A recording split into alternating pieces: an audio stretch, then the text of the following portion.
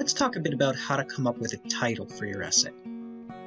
As an example, I'm going to use an essay that I had written many years ago about Cormac McCarthy's novel, The Road. Now, good titles for an essay generally have two parts. The first part I like to think of as the seasoning.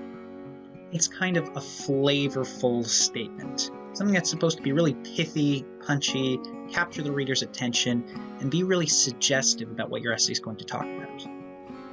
The second part of your essay, title, should be much more descriptive. This is what I like to think of as the meat.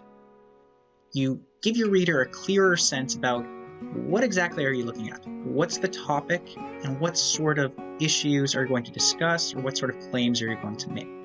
Now, usually what I like to do for the first part is try to find some quotation or some sort of key term or concept from the text that I'm writing about, or from my essay itself, that I just think was really well written.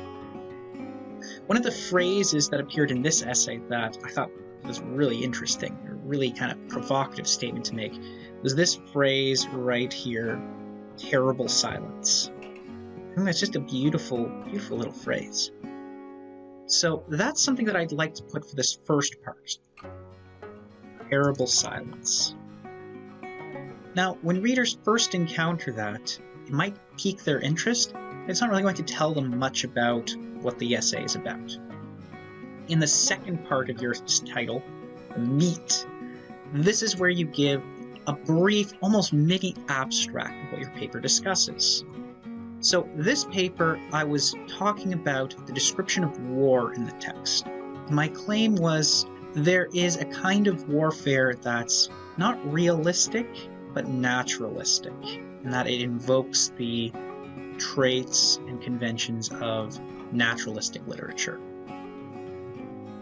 So I might have something like this: naturalistic warfare in Cormac McCarthy's. So here, I have the flavor, terrible silence, piques my audience's interest, doesn't really give a lot of information. In the second part, the meat, I give my reader a little bit more to chew on, and a bit more information about what my essay is actually going to do, so they know what to expect.